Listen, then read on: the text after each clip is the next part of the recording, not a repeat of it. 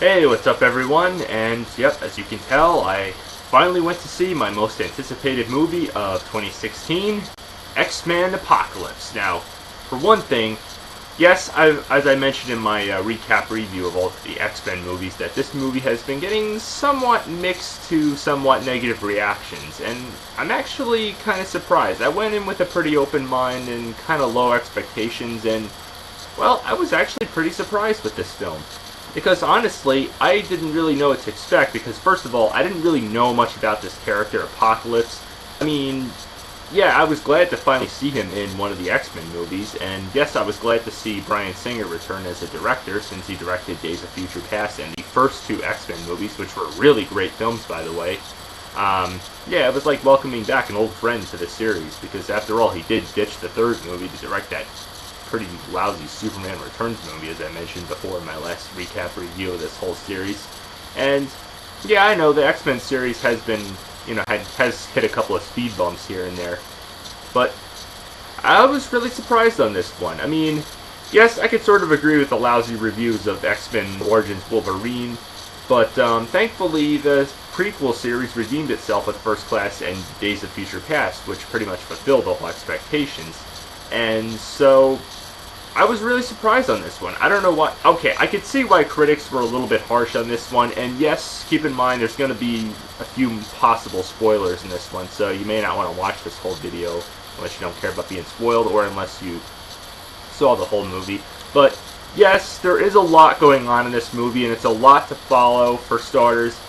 So, first of all, yes, it's only the cast from First Class and Days of Future Past, not the first two films, or I should say first three films, like Days of Future Past did, between, two timelines. It's just one timeline, which I believe takes place during the 80s, and it mentions the events of Days of Future Past.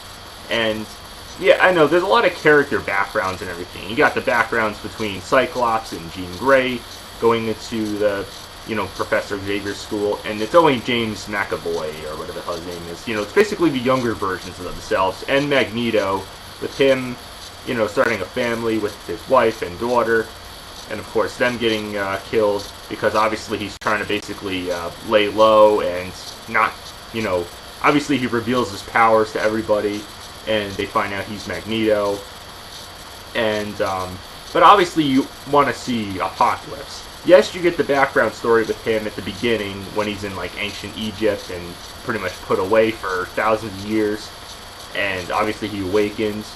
And yes, it brings the same actress back from First Class, and yeah, there's a lot of stuff going around, and it does bounce back and forth in between those plots, but it all adds up pretty well for the most part, and I'm fascinated to see how these characters are brought up well. And yeah, you even bring Nightcrawler in here. Jennifer Lawrence makes her return as Mystique. I believe she said it's going to be her last time as Mystique. I'm just a little bit iffy on how she goes from being a Brotherhood character, now she's leading the X-Men. Yeah, there's a couple of questionable continuity things in this film. And yes, obviously, not to jump the gun, Wolverine actually is in this movie as well. I mean, I thought, judging by the trailer, and I heard first time off the bat that he's not going to be in this, and then you see in the trailer, then I thought it was a tease that you just see his claws, but no, you literally actually do see him, so that's a major spoiler there. As well as one death. I'm not really going to get too much into detail there, but I think the character build-ups are great. Jean Grey, Cyclops, and Nightcrawler, and so forth. It was very fascinating to see how they were brought up and everything, at a young age. And I think each character gets their strong point. They bring Quicksilver back, they bring all these characters back into the picture. It's really well done. And Apocalypse was pretty badass as well. I mean, the destruction sequences and everything was just very well done.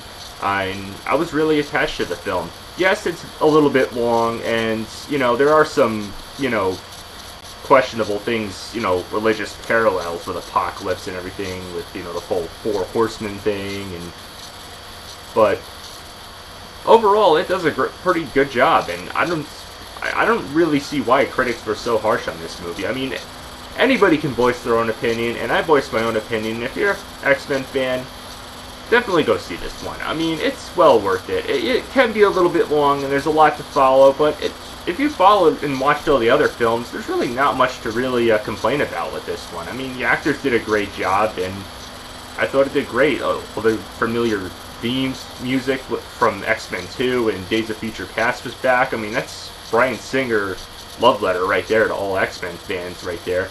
So, yeah, it does a great job, and yes, you even see how Charles Xavier himself goes from head full of hair to bald. Yeah, not to spoil anything too major there, but and yes, there is an after credit scene. I don't think I really have to explain much, but I believe they're saying it's hinting another sequel. I know there's another Wolverine movie in the works, but I think there might be something else in the works too as well. I'm not sure if Bryan Singer's going to return or not, but I wouldn't mind.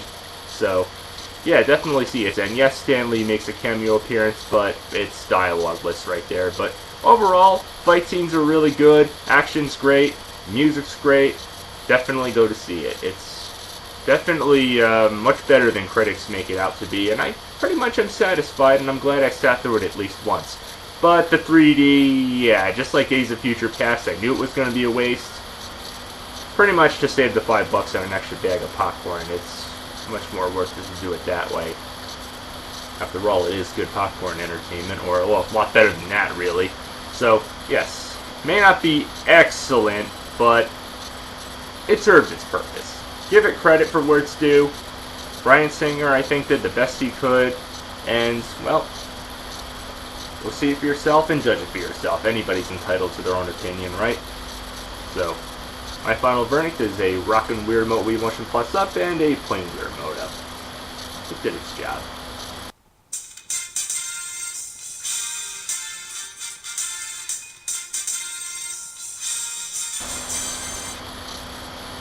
So, till next time, keep watching.